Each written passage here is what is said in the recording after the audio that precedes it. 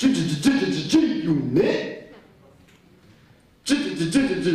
G.I. Joe has post-traumatic stress disorder, PTSD. Knowing is half the battle. Barbie and Ken believe all the Green Army men are fighting for freedom and democracy. G.I. Joe killed a 10-year-old Muslim boy so that Barbie could feel safe and secure driving around Malibu in her pink convertible. P-I-M-P-ing. Joe didn't want to be a killer. He just wanted money for college. So he became a fully posable action figure for the military. Body armor sold separately. Of course, he didn't read the fine print when they bought him. You see, the Care Bears tried to warn all the Cabbage Patch Kids about the Transformers and their true intentions, but they didn't listen. Half those kids didn't come home. The other half came back with arms and legs blown off. Joe searched through rubble and debris for hours looking for their missing parts, and those images of death are now stuck in his head. Flashbacks haunt him day and night. Knowing might be half the battle, but not being able to forget, that's the war. Huh. Good God, y'all, what is it good for? Absolutely nothing. Absolute petroleum.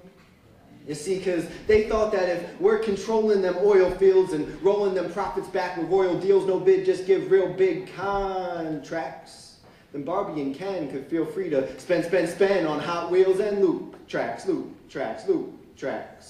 Gusta la gasolina.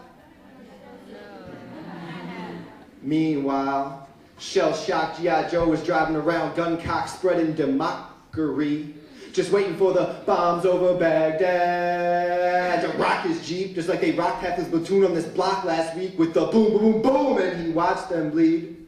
Couldn't move real soon because the fear locked up his feet. Hands, body, and mind stopped, paralyzed in his seat. Now he knows war is costly because their mom's got the receipt. A folded flag and the grief of a child deceased. And innocent Iraqis got American cops on their streets. A bunch of fearful G.I. Joes who might just pop off their heat. A bunch of 20-year-olds in the language they don't speak. Joe wants to go home, but boss says job's not complete.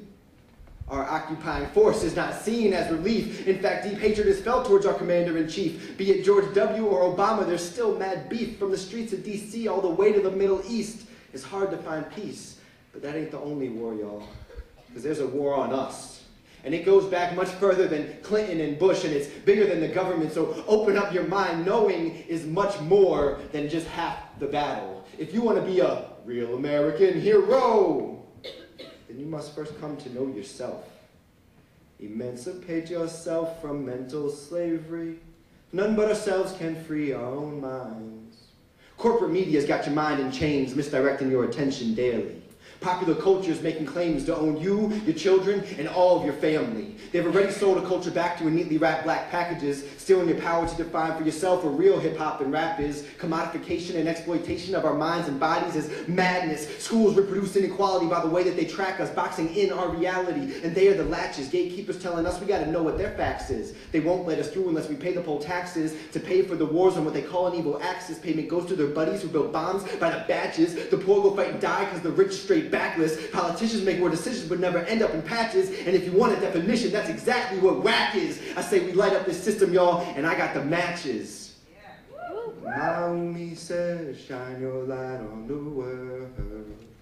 Shine your light for the world to see.